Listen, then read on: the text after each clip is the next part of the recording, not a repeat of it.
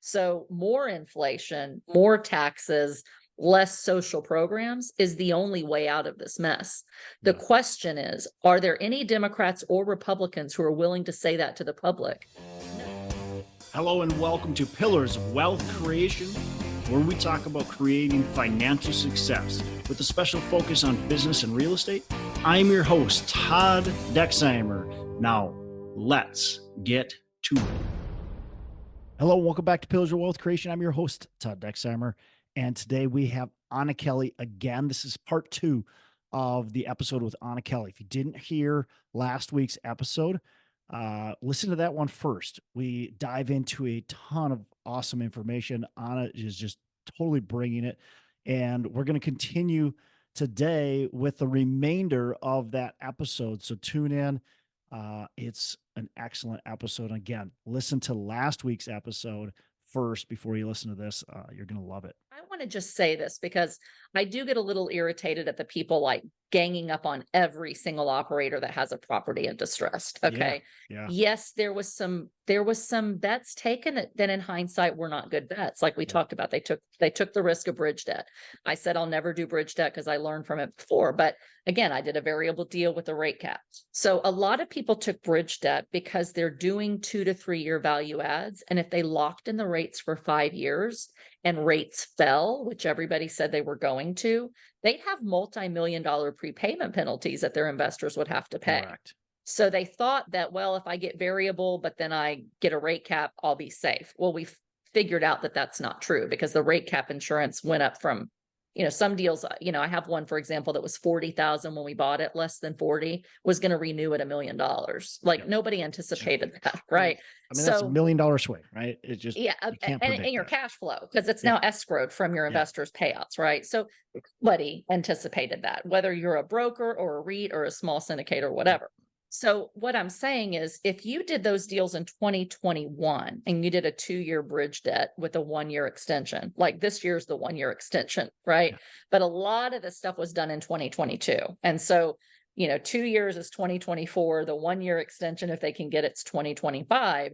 But even if they get the extension, if the debt coverage ratio is no longer met or the LTV, they may lose their properties. And I have friends who are going to lose a property or two.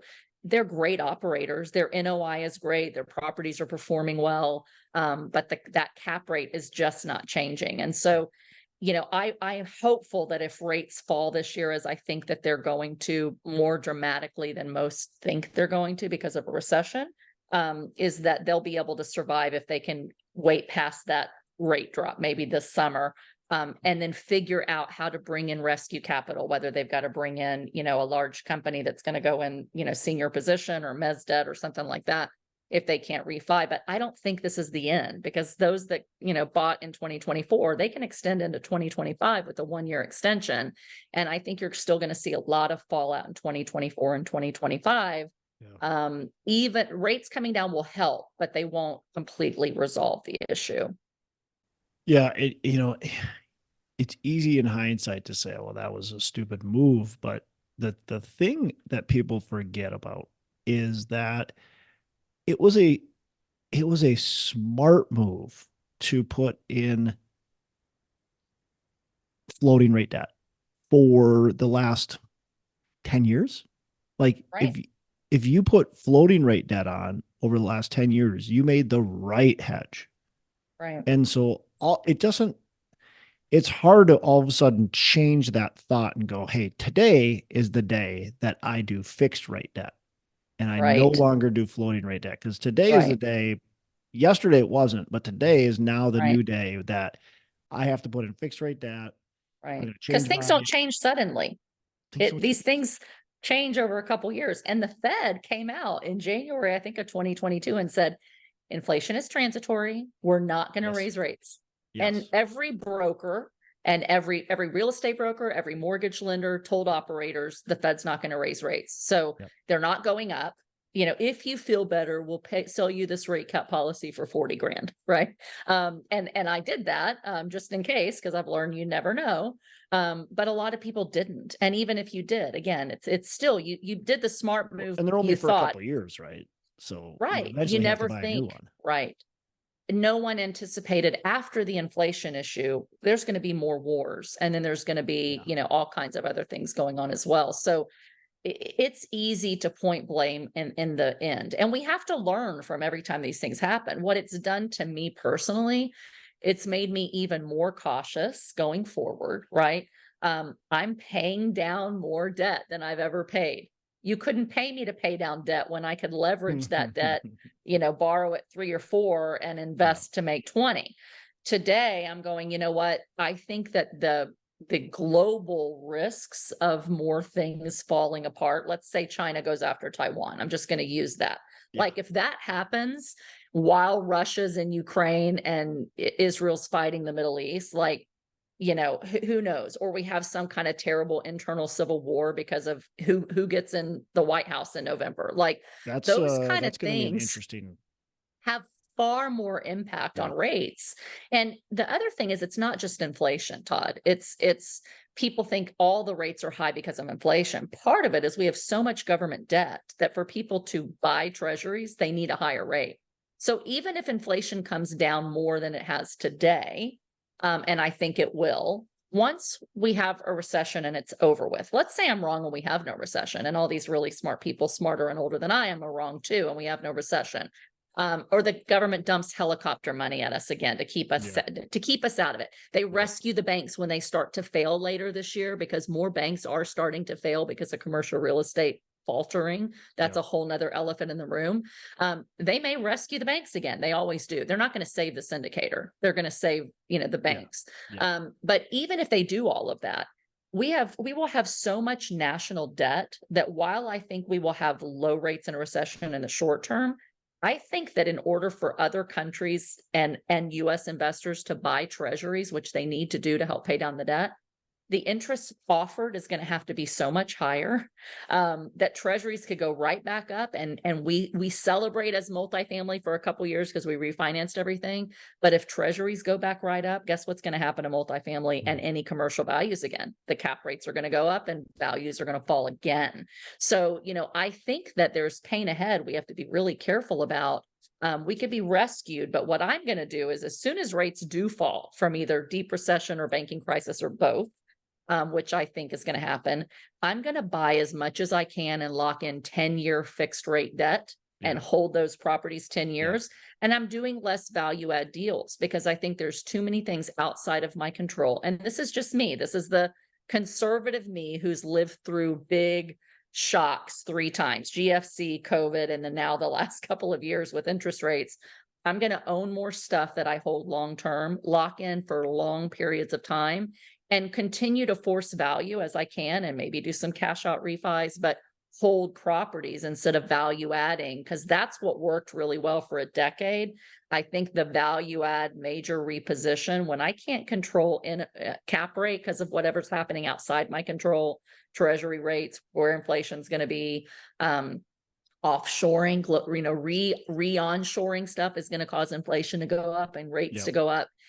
If I can't control the cap rate, or at least reasonably expect where the cap rate's going to be, and governments are now anticipating right now in Congress, national rent controls. I've got taxes that are absolutely going to go up because we have too much debt. The Fed has to raise taxes after the election. They will, regardless of the party. Insurance costs are skyrocketing. So when my NOI is harder to control from just taxes, insurance, and rent controls, and my cap rates are hard to control, it's going to make me rethink, what is my true exit price? Where's the cap rate going to be? Where's my NOI going to be? I'm going to just be a little more conservative and go back to more cash flow investing. And then all the upside is the gravy on top. So that's kind of how I'm looking at things and where my mindset is. I probably could be more risky, and I'm sure I will find a couple of deals that are great value adds that I can get in and out. But I just think thinking long term is what makes more sense in a coming maybe era, maybe decade of more uncertainty and more risk.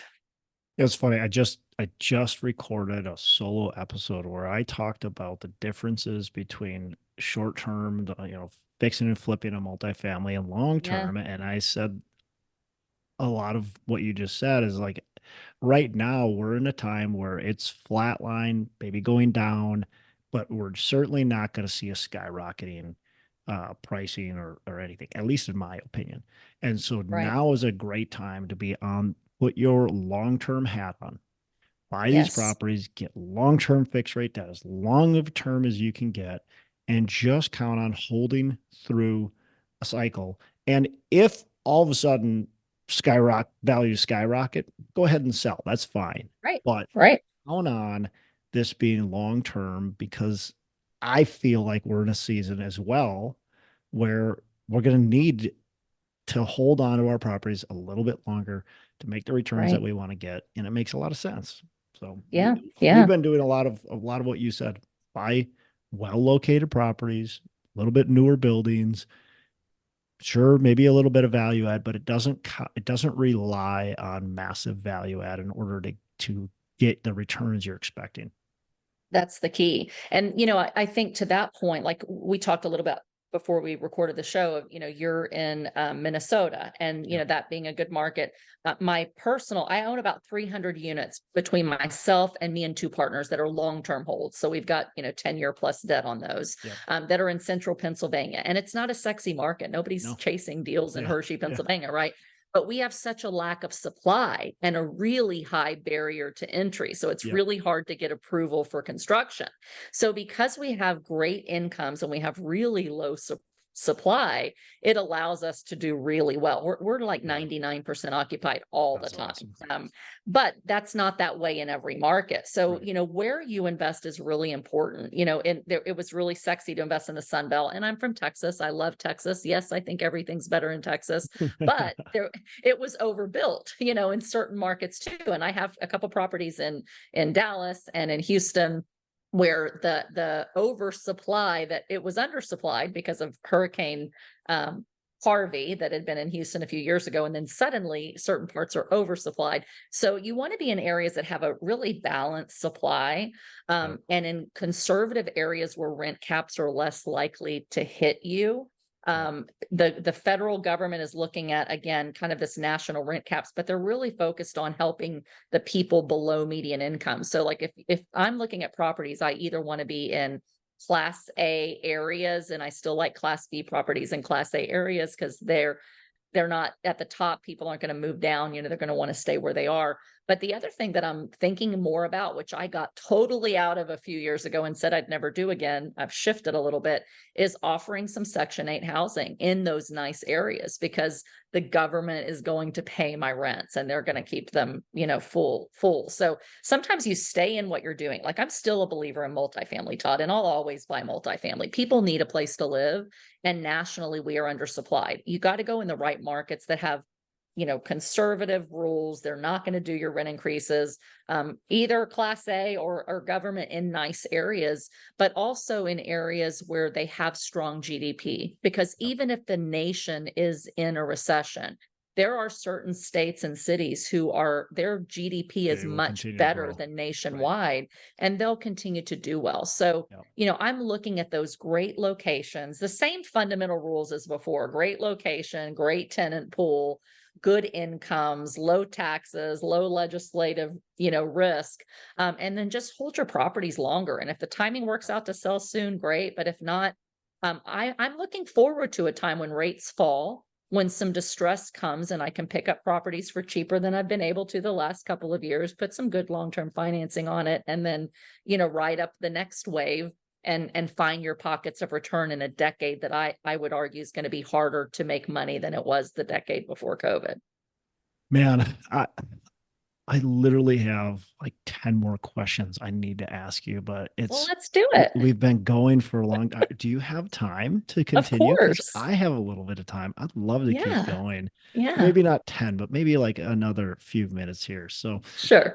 um, I want to just keeping down this kind of rabbit hole. We have, you talk about this recession that's maybe coming. My thoughts that keep coming to my mind when I think about a recession and when it'll come and if it'll come and how severe it is, well, it's things are different now than they've been before. That's always the case. Sure. There's, to me, these the big unknowns that are so much different are we have such a global economy that we've never had Right. before. I mean, even in 2008, it wasn't nearly what it is today. No. And then our government printed trillions of dollars of money. And like you said, just took the helicopters out and went, here you go. Who Yep. wants this money? I mean, I don't know about you, but my household kept on receiving government checks. And I'm like, I don't want this Me money. too, Stop Todd. giving it to me. Yep. And it's like, Absolutely. yeah. So to me, those are events or changes that have happened that affect how the next recession plays out. And then we also have a presidential election. And I feel, and I don't want to get too political because I don't love getting Right. political. Oh, me either. And I don't know where you land on the political spectrum, and I don't care, quite frankly. Yeah. But we are going to have an election. I feel like we've got just so much more hatred towards each candidate, and it's likely going to be Donald Trump and Joe Biden as we sit here in February. Lord help us. Okay, I agree. But either way, that's what it's going to be. And and there's so much hatred towards each of them. Yeah. And it's just, these are all driving factors, I guess, it was what I'm trying to get at, and where this economy is going to go. I don't know if you have thoughts on what I just said. If you do. Sure, I do. Yeah. Yeah. I'm going to make another just recommendation for somebody that really has a good pulse on this. And it doesn't matter if you agree with them on everything, because I don't on everything, but I really have been really deep diving into the work of Ray Dalio and principles of dealing with the changing world order and principles of dealing with big debt cycles. Yeah. And one of the things, there's also a guy named Neil Howe that wrote a book called The Fourth Turning that believes we're in a fourth turning. And essentially, I'll try to summarize this succinctly, and I'm not going to do it very good justice, but over several decades, history repeats itself. Companies become the big international player. They create the new main trading system, international system, monetary system, although it's become more and more complex over time. And essentially, the rich get richer, the poor get poorer. It creates more wealth divides. It creates more political divides and more divides over, the haves and the have-nots, whether that's corporations and small businesses or the rich and the poor. Then you start getting some polarization. And over time, governments spend more and more and more money on social programs. They get more involved in businesses and people's lives, and they take on too much debt. And once governments take on too much debt, guess what it does? It causes inflation. And inflation is the poor man's tax. It's a tax that you don't understand is really taxing you. It chips away at your wealth and at your income and at your cost of living over many, many years. And finally, it rears its ugly head when governments spend too much money. Does that sound like where we might be today? Yeah. And what happens is it creates internal turmoil between everybody over every issue. And you get polarization in the governments, and you have one party against the other.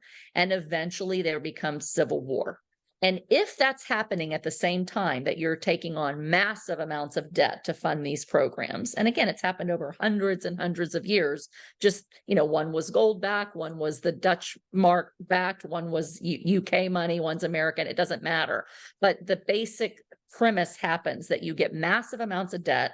There become these wealth gaps, civil wars. And if you have external wars happen at the same time, and you have another superpower that wants to rise up, then it's really difficult for governments to function well and to pay off their debt. And that's when most nations and a new superpower rises up. So if you look at that pattern, we're falling in exactly this pattern. And the Neil Howe on The Fourth Turning basically says, each generation gets a little bit wealthier, and then these gaps start, and then it starts to reverse too much debt. And then you have this fourth turning when the whole system is reset. Well, you've got the globalists, and I watch the UN very carefully. I watch the World Economic Forum. I watch what they're saying. They all want to, get America out of the picture, start a new financial system, great reset. We talked about post-COVID. I could talk about that for hours on a different show. But it's pretty fascinating. And there are countries, let's just say Russia and China, what's obvious, that want to replace the US as the world dominant power. The Middle East, they're working on euro dollars and the BRICS currencies and all of that. Whether it happens or not, I don't know. But all these things to say that the US is in a classic big debt cycle that generally will either end in a company losing its dominant place on the world power, which will hurt economies globally, cause some type of major internal friction. We kind of saw, January 6th, whatever party you're on, you've got these people that are willing to like take over the government, right? Now you've got people, I am concerned after this election of what happens no matter who gets elected. Is there some kind of civil, worse civil uprising? I think we're vulnerable as the United States. With that said, when governments get in so much debt, so the internal fighting is one piece, but when governments get in as much debt as we're in, and there's no end in sight, they basically always only have a couple of tools to get out of it. Our debt right now, our debt payments alone are $1 trillion a year. It's more than what is available for military. Yeah. And when you're helping fight proxy wars, whatever you want to call them, 2 or 3 at one time, and we can't even afford to fund that or our military, the governments do a couple of things. One is austerity. They cut social programs. We're already talking, regardless of what side you're on, that we don't have enough money to support Social Security. In 10 years, it's going to be out. So how do we back off Social Security, bring it down, whatever? Well, that'll create big fights, between the left and the right. The next thing is they got to produce austerity. They start cutting social programs. They got to balance the budget. Number 2 is they raise taxes significantly. They have to, because they've got too much debt. That creates more, friction between the left and the right, the haves and the have-nots. And then they create inflation on purpose because it's cheaper to pay off debt with money that's worth less in the future than it is to pay it off with money that's worth more today. So more inflation, more taxes, less social programs is the only way out of this mess. The question is, are there any Democrats or Republicans who are willing to say that to the public? No, because they won't get reelected, because the public wants their cake and eat it too. We're wealthy. We don't want to pay taxes. That's what bonus depreciation is about. The new tax bill that just got passed in the House, it hasn't gone through Senate yet, I don't think, is giving us back 100% bonus depreciation. Right. Woohoo. And it's also, increasing some tax credits. And so, we have to get politicians on the left and the right to work together, which is harder and harder in a polarized world, that will say we have a debt problem. We need to raise taxes. We need to cut spending. We need to lower inflation. So hopefully we don't inflate away everybody's money. I don't have a whole lot of hope that that's going to happen. So I'm a conservative independent, but I don't think the U.S. is on a good path, Todd. And those things do, again, make me say lots of things are outside of our control. It depends on who gets elected in Congress and, in the White House. And I've got to invest for the long term, and I've got to be well diversified, because to me, it doesn't look as promising for my kids. I have 4 kids that are, 12 to 20, and I worry about the next decade or 2 decades for them as they're trying to grow and maintain wealth and just support their families. I think it's going to be harder than it was for you and I. Yeah. I mean, look, it's just easier for the politicians to kick the can down the road and just to kind of ignore the situation than to actually face it too. I think beyond just getting reelected, it's just easier to ignore the problems at hand and just go on your day to day. And, it's like, and I agree. Like, look, our kids' future, but what I would say is that if you prepare your kids right, and there's always opportunity in no matter what situation there is. So if your kids are prepared the right way and their mindsets are set up the right way, they're going to be able to succeed regardless of what's going on in the U.S. There's always going to be opportunity. It might be harder times, certainly, and buckle up. I think you're probably right on a lot of these things. And I don't feel like the whole thing's going to burn down, but I Right. agree. And I here's the think, thing, we're the worst sweaty, we're like the least sweaty shirt in a closet full of sweaty shirts, right? yeah, Like all the countries are facing the there's a same lot. issue. So Yeah. we still, are very blessed to live in America. We Yep. still have a lot of opportunity compared to most countries. And to your point, there will always be opportunity. It's preparing. It's Preparing. not saying this is a short-term problem. What Yeah. I'm trying to get to is not like Yeah. negativity, doom and gloom, but it's for people that think, oh, You as soon can't as bury rates your come head back in the down, it's going to sand. be the same. It's going to go back to normal. No, it's not. We've got new challenges for the next 10 years that are different than inflation, right? Yeah. That might be a part of it. But to your point, there's been economic challenges, and even before great resets, in every single economy, and people have made a ton of money if you understand what to do. And that's why, learning diversification, learning to understand and mitigate risk, being humble enough to say there's things that I don't know. And then, having some cash on the side, investing with other people that are conservative, that are smart, that can find these pockets of opportunity, is really important. And Yeah. you will continue to do well if you do all those things right. Yeah. I mean, you can't bury your head in the sand, right? Right. If you're going to be doing that, then just get what you get. Yeah. Everybody thought the sky was going to fall when, either Obama or Yeah. Romney were elected, and then, Trump or Hillary, and then it's, Biden, and who knows, maybe Trump. Like the sky never falls quickly, Yeah. and you can't make money if you're a total pessimist and bury your head in the sand. So I look at myself as an optimist. I'm always looking for opportunity. But I think it's important in an era of gurus. Let me just say this, because when times get tough, everybody becomes an expert and sells a Mm, program and acts like they can teach you to do it the same way they yeah. learned to 2 years ago Yeah. in a world that's changing. So be realistic. Listen to economists that tell you the good, the bad, and the ugly, Yeah. so that you're a wiser investor and can make wiser decisions without being blindsided by what might come in the economy.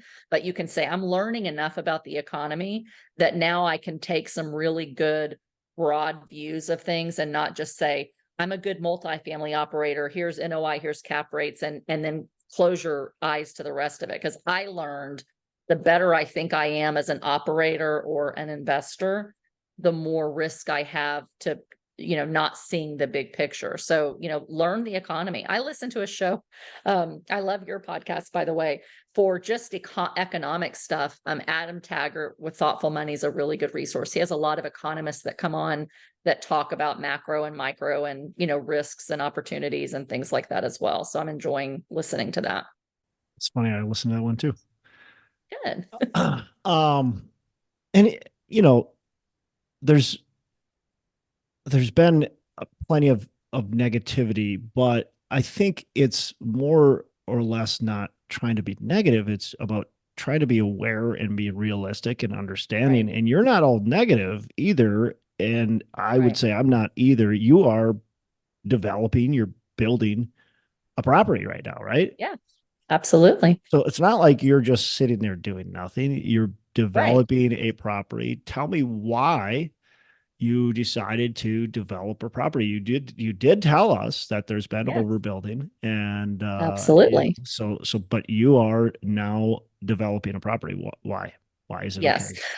So, one of the things is learning how to do what you do well and finding where the opportunity is Yeah. that allows you outsized returns given the risk compared to other things that you could be investing in. And Yeah. I will say this, my partners in Texas started to do more development before I did. And so I was doing mostly value add and buy and hold, but I hadn't done development. And so my partners that were developing already had a really good pipeline, and we're really looking for path of progress markets where it was undersupplied. I'll give you an example, just a small example. Texas Instruments and Elon Musk and Amazon decided to build warehouse outside of Austin and outside of Dallas. Okay.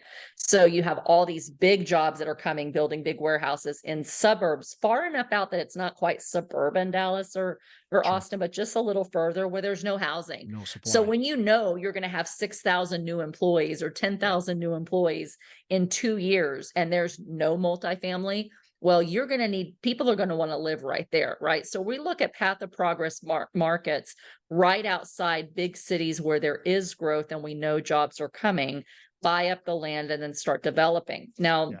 the process started in 2022, and lending dried up. So we have projects, to be fair, that had letters in hand of pre-approval. We'll give you the money, $100 million deals, brand new 400 unit apartment buildings. Yes. And then the lenders, because of banking crisis last year, said, wait a second. Many people don't know, when I go to a bank, a regional bank, and they tell me they'll give me $100 million loan, it's not all their money. They're co-brokering it, if you will. Yeah. So it's kind of like reinsurance and insurance. They might go to 4 other banks or funds and say, each give us 25 million. We're going to be the face of this loan. Well, a lot of lenders had to stop lending. So they said, we're pencils down. We love you. We love your project, but we can't do it right now. We need you to wait, or we'll do it for 50% LTV instead of 80. So not only were rates going up, we'll charge you a higher interest rate too, by the way. oh yeah. Some went from 5 to 9, 10, 11, right. and 80% to 55%. We always got to think about, how can we pivot when things change, right? We're not just going to stop doing these great projects. What do we do? So we believed in the projects. We believe in the locations. Timing may be off for some, but what we did is we started looking at 40-year financing on this deal that we're currently developing just outside of Dallas in Lake Dallas, Texas. And so we went to HUD and we got a welcome approval, a pre-approval letter that took about a year of working with them to get the invitation to build, where we get HUD fixed 40-year financing at really good rates and at a good LTV. And so that, takes out some of the questions about, short-term, long-term, where cap rates and value is going to be, et cetera. It allows us to build with a really conservative, really great loan. And we're still, bringing those opportunities to our investors. The plus side is that we'll have not only bonus depreciation, but we'll also have tax credits on those things, which really help investors on a post-tax standpoint. We'll have a Class A asset in one of the only really good multifamily new assets in a really strong path of progress market. And even though real estate in certain markets is overbuilt, it doesn't, real estate is so local. Like you said, there's this path of progress. There's a lot going on this little area, or big area, whatever, but this area, there's a lot going on where building makes sense. Now, you building in a specific other submarket of Dallas may not make sense. Another submarket in Austin, Texas probably doesn't make sense, right? Absolutely. Phoenix, Arizona is way overbuilt. Well, I guarantee you there's spots in Phoenix where building makes sense, but there's a lot of other spots where you should just don't build because there's too much happening. Absolutely. And I just came back from Arizona and I went and visited a property. I'm an LP on a deal, so I didn't GP it, but it's in an area where there are a lot of new companies coming in to manufacture, kind of part of the reshoring. So that's another big opportunity, is with all this global stuff happening, the US, as a matter of national security, is reshoring a lot of jobs and manufacturing of things like microchips and semiconductors and things like that.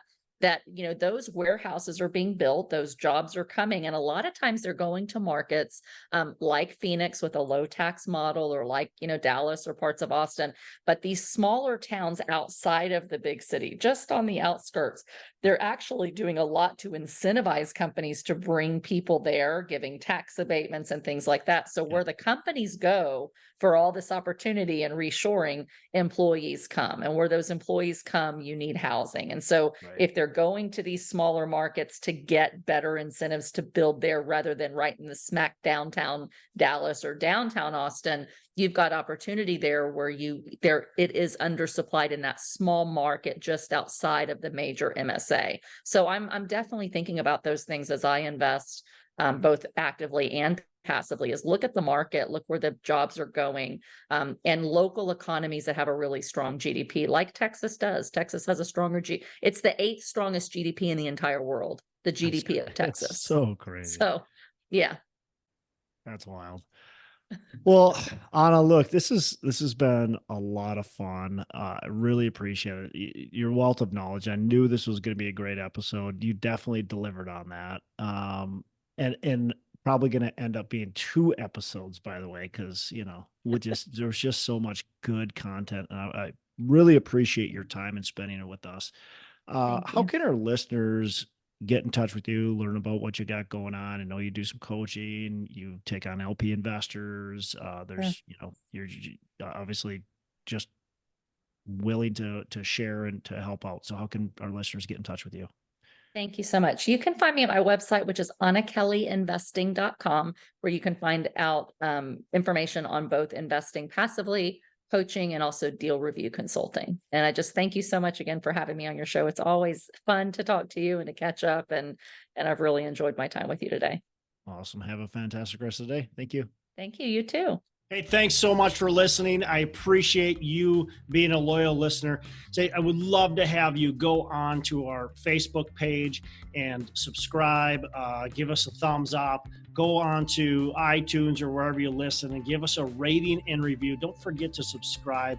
Your rating and review just helps us push this out to more and more people and continue to grow our audience and hopefully positively affect a ton of people out there that really need this and want this. So the other thing I've got for you is a free ebook on my website. So go on to venturedproperties.com, and download our free ebook on real estate and on syndication. And I've got some data points in there, some really good stuff for you. So I'd love to have you take a look at that. It's free. I'm not expecting anything from it. And also, look, if you want some help in multifamily, want some help learning, growing, getting your business off the ground, I would love to talk to you about what it would look like to work with me potentially and see if that's a good fit. So you can go to coachwithdex.com and check that out, and we can definitely have a call. Thanks a lot for listening. You make it a fantastic rest of the day. I'll catch you on the next episode.